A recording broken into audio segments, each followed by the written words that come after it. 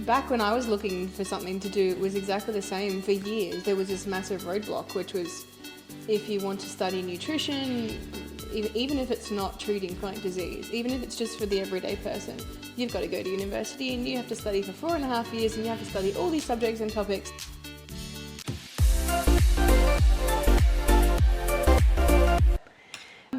Next question, how have things evolved as far as scope, insurance, standards, etc. for coaches over the years? So you talked about obviously pioneering, but what have been the changes in those areas? Okay, so and this is something where, this is a good question, and because we've already touched on a bit of this stuff, I get to elaborate a little bit more, which is cool, because there's stuff that I think people think that we make a lot of the rules. No.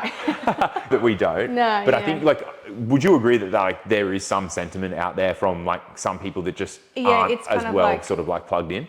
I think that especially if you haven't spent enough time in the space, there's this idea that the associations, not just you, but others, have this massive say in legislation. And it's no, that's not who... We have zero say. You have to think about who designs legislation. Yeah. It's law, it's government, and there's so many added layers to it. So, and often, as you said previously with the shoulder injury, an occurrence happens, something happens, Yep. and it's like a bomb goes off. Yep.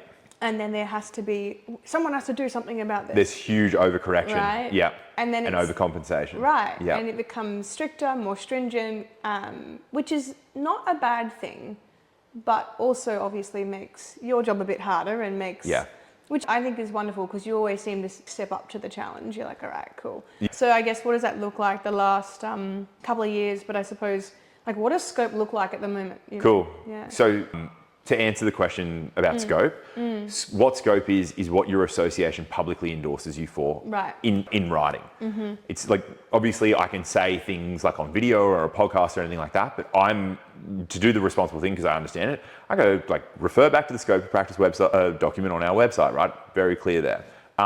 That's where a lot of people fall over. They're like, I've got a reasonable understanding of scope. And they've got a general understanding, but your scope is what's in the documentation. And so you need to look at that.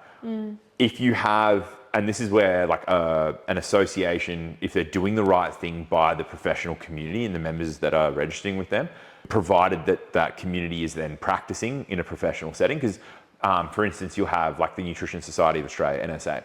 Therefore, public health professionals in promotional roles, food techs, research, and they say on their website, this is not for practicing.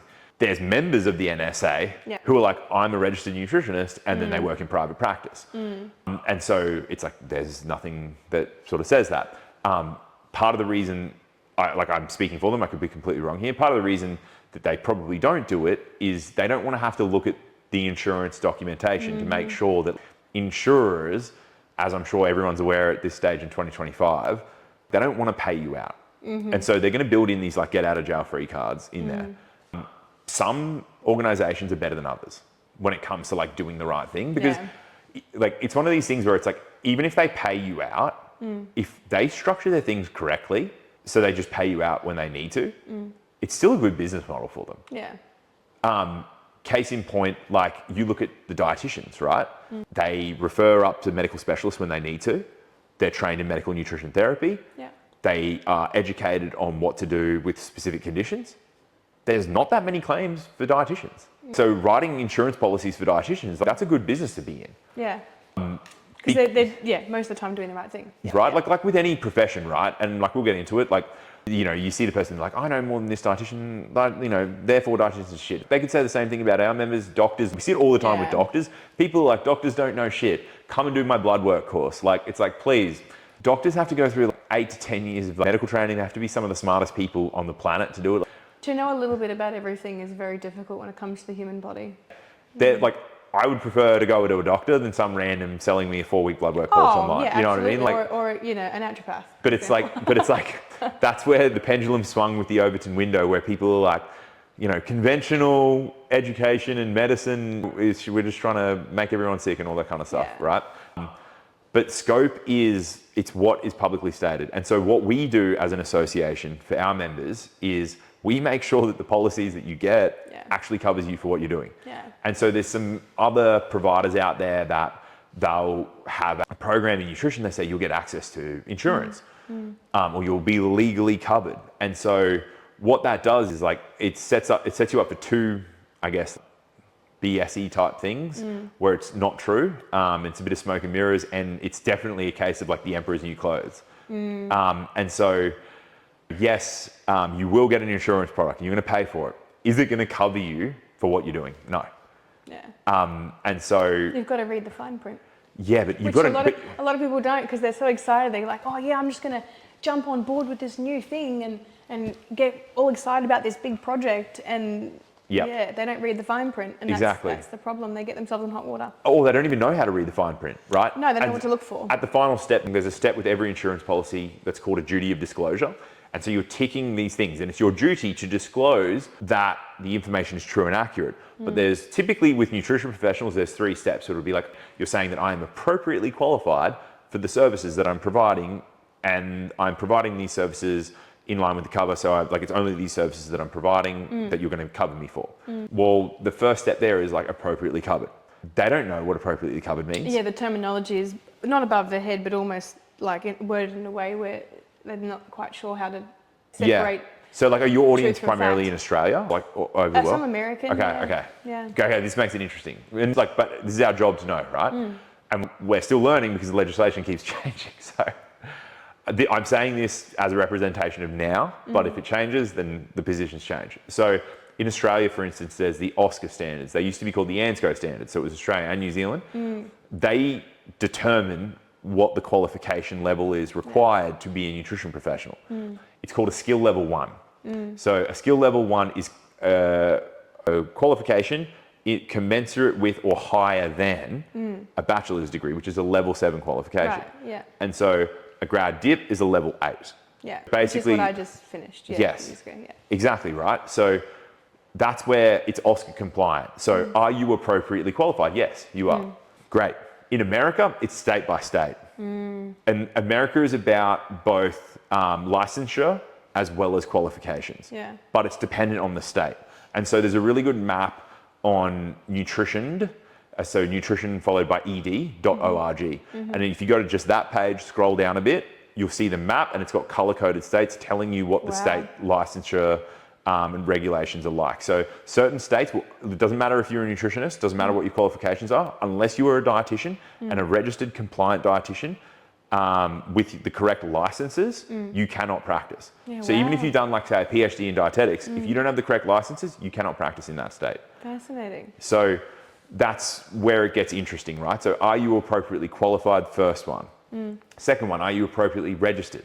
So that's the other thing. That's some people don't understand. I think the qualification they get, but then there's registration and insurance, and they don't, it's like, what's registration? And registration, like in the States, it sort of makes more sense because it's just like your licensing. Like, do you have a license like a to do that? driver's license, yeah. Yeah, it's just like car rego. Because you learn how to drive doesn't mean you necessarily can now. Exactly. And so it's like for us in Australia, it's like our car rego. Your car's registered to be on the road. And then you have car insurance. That's the easiest analogy that we have. We basically modeled our registration on that system, right? Where we've got like our P plates for the people who've just done a cert. Yeah, provisionals, yeah. And then you've got your open, which means you're good to go. Yeah. And so that's what we negotiated, where we were like, we don't want people to be at that level 7, 8, 3 years, all the tens of thousands of dollars into it. How can we have people on a P-plate system where they're still plugged into openly accredited members to get mentorship and support? And some members experience the best support ever and others don't, and we want to work on that. Because like they do need the support, especially at that like provisional early stages. But it's like, how do we plug that in so that way there's still safety, for the person and the public, but the practitioner is not being forced to like go into this stuff. And those standards really apply if you're doing this as your full-time career. So if people are like, oh, I only do like 5 hours a week, do I need to go study more? It's like, no. Just make sure you've got your openly accredited mentor and you're working with them at a regular basis, and then you never need to go on to it. But every now and then we get providers that are like weaponizing, oh no, if you go with SNA, you have to do this. Like, only if you're full-time and it's your career, or you want to work with this additional scope, whether it's prep or weight cutting or like high Which makes sense. You'd want to get to a point where you're going that little bit further to better yourself as a practitioner. For sure. But like, I understand it on the flip side. You get people who are like, I just do this because I love it. Yeah. And my job pays me way too well for me to go into this full time. Oh, yeah. And it's like, okay. It's a passion, so it's a like, hobby.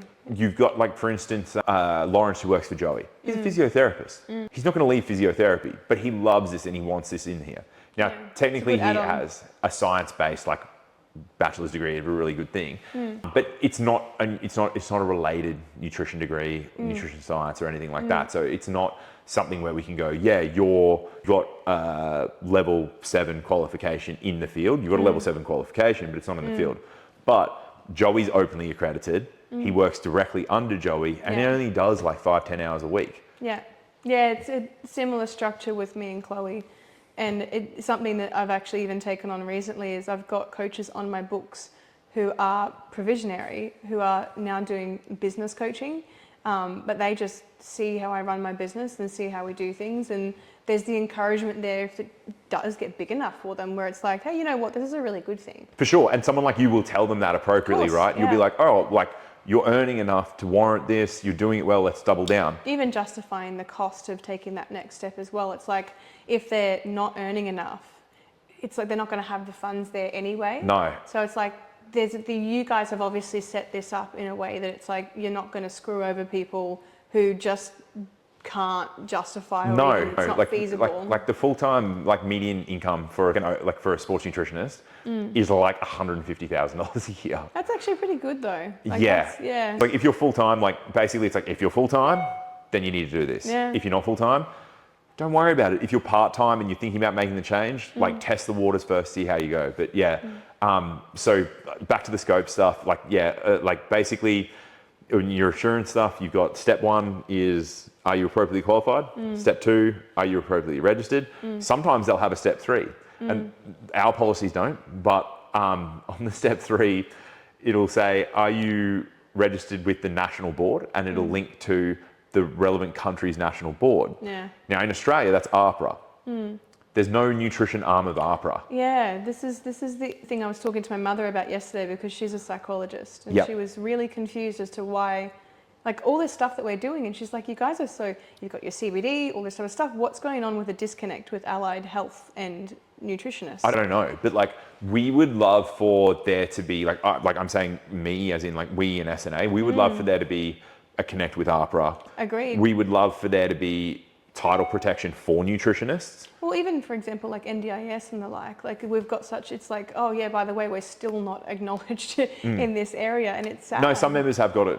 Oh, really? It's just not something that we've done at like a huge association level yet. Right. But that's like, we want to do, but we've got a few projects and initiatives we've been working on for the last few years that have just been kicking our butt. But yeah, basically that is something we want to get to. It's just we got to close the other ones off. This is the stuff you were talking about though, the natural evolution of like, okay, cool, like this is the next thing, the next thing, the next thing. Yeah. And it will eventually get to that stage. Exactly. But, yeah. So basically the third thing is the board. And so if you like if you've taken out a policy and it links to the national board, they don't have to cover you. If you're not registered, and then if you're registered, but the scope of practice on your registration is different to what you're doing, they're not going to cover you. If you're not qualified at a level that complies with OSCA and your registration reflects it, so like for us, if someone does a grad cert, right, our cert's the equivalent of grad cert, technically a graduate certificate is a level 8. So it does comply with OSCA. The problem is it's a 6-month program and the other stuff embedded in these standards is like minimum study time, minimum experience, all this kind of stuff, which is why we've got that, like go to a bachelor's top up, go to a grad dip top up, whatever you want. Either ones of those, like bachelors typically take longer, but like a grad dip top up, that can get that done within, 9 months. If someone studied for 6 to 12 months, that people can take as long as 18 months now with the grad cert, but say they just do it in, 9 months. And then they work for another year and then decide whether or not they like want to do this and they go, yeah, I'm killing it, I'm going into it. And then they go and do 9 months. They're technically beyond 2.5 years. Yeah, exactly. I think about the cumulative study that I've done. It's like, oh wow, like this is actually added up. And so it does comply in that capacity with it. So we've got reduced scope with it being compliant, but if we were to and we could have tried to loophole it, but it just would have it would have fucked the industry. If we'd loopholed it and been like a level 8 6-month cert that you can just race through in 6 months. Oh yeah, you can take a little bit longer, but it's still a 6-month. That would have fucked it. And like, I'm sure we'll get to it at some point where we'll talk about like the current stuff going on and some of the challenges with current providers and the headache that created our like week delay here. Oh, it's all, yeah, look, honestly, the good thing about being in the online realm is something that anyone listening who wants to become a coach or has become one is the flexibility that you've got. Like there are some deadlines, but in the big scheme of things, it's not, no one's dying. Like no one's dying if they don't get their meal plan today, and no one's dying if they don't get the podcast today either. So that's one of the other perks of doing what we do, is that the flexibility. The urgency isn't really there. It is that from a professional standpoint, but if it's between us, we're like, oh, it's all right. You know, exactly. And on our end, it's like if shit happens, it's like, that's right. It's so funny you say that. I miss the days of like being a coach and working with clients. Like I was always like hybrid. I'd have like 2 days in person, the rest online. And like, I definitely miss it. And I think I'll go back there eventually. But we got a bit more to go here before that happens. But basically, they're the 3 things. And so the thing I think that people get into with nutritionists and stuff like that is they'll go, anyone can call themselves a nutritionist. Like, and there's nothing illegal about the title, that. Yeah, and I touched on it before, like we want title protection, but the thing that I don't understand is when you're in a health-related field, there's this spectrum, right? And it's like you've got police officers, firefighters, lawyers, doctors. If you represent to be one of these people and you are not, you're going to jail. Oh yeah. Okay. Eventually, Then you've got on the other end, you've got like IT managers.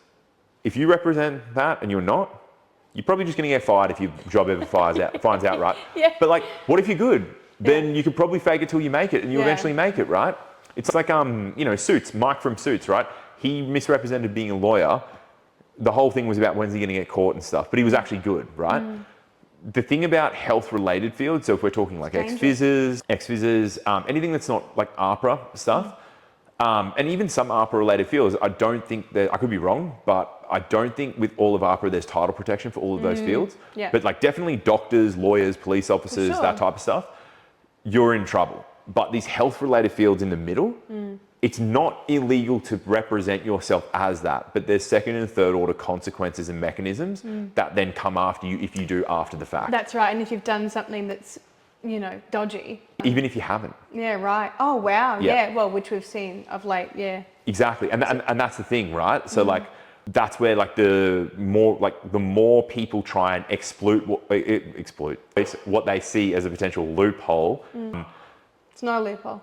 It's not a loophole. There's stuff in there. If you're an IT manager or like something where it's like there's not going to be 2nd and 3rd order health consequences to people, chances are you're going to be pretty safe being a bit dodgy. But if you're health related or health adjacent or you're in health, there's going to be stuff that impacts you if you say that you're this and you're not. And so back in Australia in 2022, it was at the end of 2021 where it was announced, and then I think the stuff happened at the beginning of 2022 was the Norman Low stuff. Don't know if you're familiar with that. That was in South Australia. There was stuff with a guy giving advice to drink some ridiculous amount of water. I think that's the one. That's the one. Now, it's interesting too, because there are some cases, like when I studied my postgrad, that like there are a very rare percentage of the population who would need to drink 9 litres of water. But this was like a one size fits all. That's right. Yeah. Like you might get a tradie who's on a roof all day or he's running marathons. Like, okay, well he actually may go through 9 litres, but that's not for someone to just blanket statement, No. And so, that happened. And so basically like representing yourself incorrectly as a dietitian or a sports nutritionist, because he did both. And we had the commissioners on the phone to us back in the day when they were like, this person, is he a member? What's the story? Like they were treating us like he was one of our members, and we're like, he's not, but technically anyone can do this. We've got trademarks around like accredited sports nutritionists. We got certification marks for that. But if someone just says sports nutritionist, we can't do anything about that.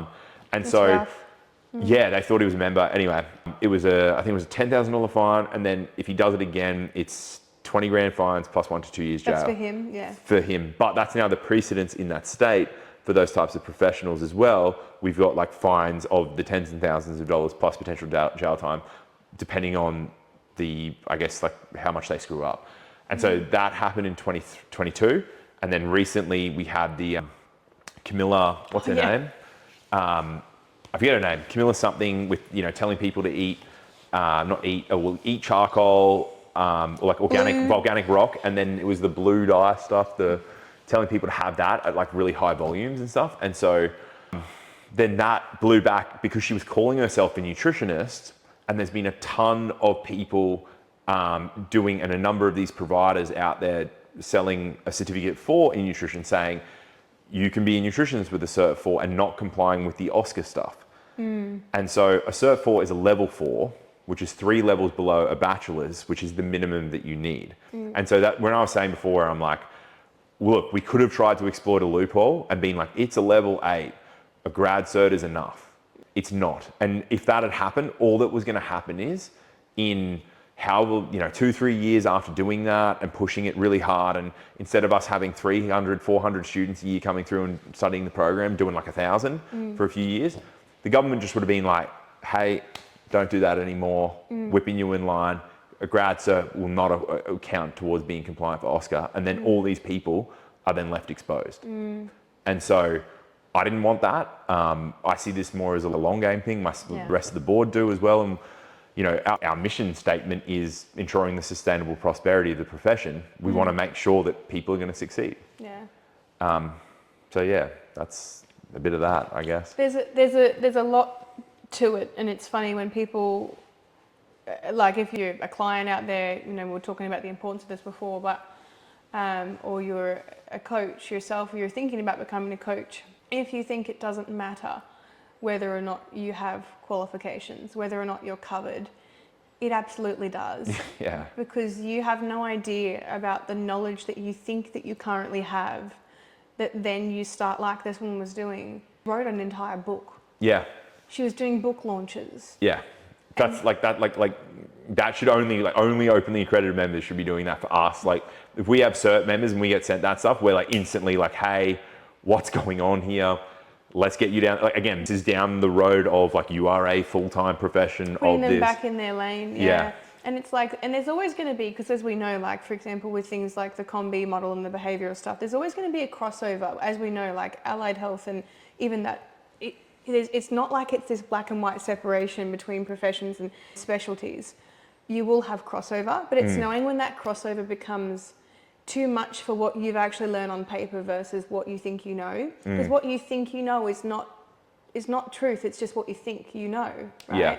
And the assumption that we're all right all the time, and that it's really dangerous. I think like that's something that I'm really fortunate the association is that like because we're effectively just a middleman facilitating whatever the standards are. It's like, this is what the insurers want, this is what the governments want at this point, this is what the ombudsman, the government standards are, this is what the ombudsman want, all this kind of stuff. Like we're just facilitating that, and it could change at any point. And now with the latest stuff, it's like, just prepare for way more scrutiny. Like back when that Cert 4 was really getting pumped and there was a merger and acquisition and stuff announced, I was like, this is going to cook it for the industry. And I should have been a little bit more public about it, but I don't want to be like seen as negative. Like for me, I want to focus on like, what can we do? Especially how can we improve? The whole concept of tearing others down, and it's almost like if you focus too much on that, you get lost in it and not focused on doing the right thing. Yeah. And so like we didn't say anything, and I feel bad now because it's like there's going to be a number of people, members of other associations, all doing the right thing. You're all going to be scrutinized more. Yeah. There's going to be more negativity occurring. And so I feel bad because I saw it probably about 18 months ago, and I was like, this is going to bite us in the ass. Not like, I was never looking at it being like, when shit goes wrong and people get in trouble, this will be great for us. I'm like, look, all that's happened now is there's separation, and maybe we're 35 steps ahead, but the industry on the whole is 60 back. Yeah. And so to your point, you're like, oh, like we'll roll with it. Well, yeah. And I know that like we can. The thing is more like, what about, the nearly 1,000 professional members that we have and the 700 or so in Australia? What about the 50 that like, they're not ready for that level of scrutiny? That's what I think about, where I'm like, or it creates so much paralysis by analysis, knowing that there's this scrutiny, and like the imposter syndrome gets so bad for them, like that type of stuff. Like, I don't know. I'd rather like if it's gonna be negative, I won't say stuff. Especially like early. I'd rather just focus on our stuff and run our race. But I do feel bad where I'm like, I probably should have just said a little bit more 18 months ago and been like, hey, this is going to cook stuff for us and we need to be aware of it. So that way people could be prepared. Like similarly to what I'm doing with AI at the moment, where it's like, we had our workshop last week, which actually was pushed back a week because of this stuff as well. And I'm telling people, like, you know, people are worried, like, is AI going to replace me? No, but it's not even possible. People who are really good at connecting with people, who are able to then utilize AI, that's going to disrupt you if you suck at connecting with people. Correct. Yeah. The misconception that becoming a sports nutritionist or a dietitian or an anything, you know, nurse, whatever it might be, that just because you know what you're doing, that's enough. You need to be a people person. Otherwise, people don't want to talk to you. They don't want to connect with you. 50% of my work is connection. Establishing rapport is establishing a relationship and knowing that people are giving you some very personal details. Yeah, you could argue that it'd be even more, right? Like, and I think as like tech evolves, it probably will be. But you know, to the thing that I brought up before, and like what you've nailed in spades, like as a practitioner, is you know how to get clients, you know how to retain clients. That's the problem that you have to solve for. And so we even now, like, that's something like we pride ourselves on. We want people coming into the industry eyes wide open. Like we tell them 98% plus of the jobs are in private practice. So you have to solve that problem.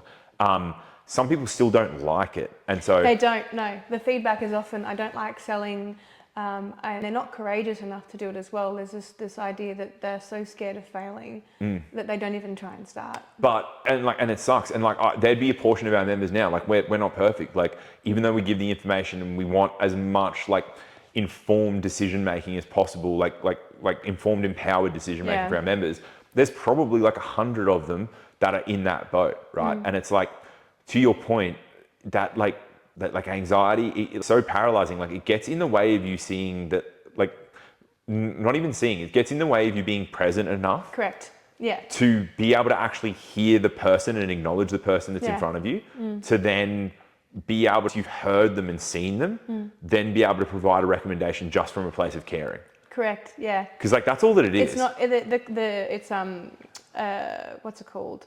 There is a stigma attached to the idea of being in business that you have to be like a used car salesman and that you've got to be really like cringy. And the feedback I give to all of my junior coaches that, you know, that are on my books, they might be coaching with me for training or business or whatever, is stop thinking so much about it and be a good person, be a kind human being, be available, be open, listen, stop talking so much, let them answer some questions, let them pour their heart out, because oftentimes that's actually what they want to do. They have to paint you the picture. Oh God, yeah. Like, how the hell are you going to help them if you don't know what's going on for them, where they want to go? And I think a lot of people actually have that capability. If you don't, you're probably not a very empathetic person. You probably shouldn't be coaching. No, or like legitimately, or they just haven't learned, and like maybe they are really empathetic it's and they don't know. To develop. And so I'm like, because I see it with the students, because I still do a bit of ghost assessing every now and then, just so I can keep my finger on the pulse, and like we'll do like role plays with with the initial consults and all that kind of stuff. And we tell them, we're like, practice with family and friends first. That's right. Don't charge them because you don't want them as clients long term. No, then they're painful. Right. It's always just harder. Yeah. But then once you've got a few reps out of the way, like you're going to suck, right? Like you're going to suck, but that's cool. You suck at everything the first few times you start. And if you're an outlier and you're awesome, like congrats. But like, let's base it off like 2 standard deviations the other way of outliers. They're even worse outliers. They suck even more. And let's give them a system and framework that they can succeed with. So it's like, do this while you're a student and learn how to be present with people and learn how to communicate. Do it with family and friends, so that way you get some of the crappy things out of your system, and then start doing it with paid people in like a student setting. That's right. And we get them to do that. And the whole point is so they can learn how to do this stuff. And so like, we've got this thing where we say like internally, we're like, do your 8 and 2 every single week. And it's like the 5 and 2, but for fruit and veg. But instead of that, it's like just conversations and consults. It's like just the fruit and veg of being a nutrition professional, like beyond just a sports nutritionist, is like 8 and 2, like 8 conversations a week, 2 consults. Just do it every week. You do that for like a year, you're going to be so autonomous at it that you're going to just do it organically from that point onwards. but you will have the skills then to be able to connect with people. If you can connect, you're fine. Practiced. So like, I want people to be aware, so that way, of AI and how it can disrupt. It's not going to be, this machine is going to replace you. It's going to be this person that is an amazing connector who now has like broken down and systemized how they can automate a ton of stuff to get this information out of people and support them along the way, so that like their 1 hour consult, now they can do it in 20 minutes. And then this other system does it at all these other touch points for them along the way. So they're not working with a book of 50 clients anymore. They're working with a book of 400. And so you, the person who isn't able to connect that well, you're competing with a human that's an amazing connector enhanced with AI. And so I want people to be aware.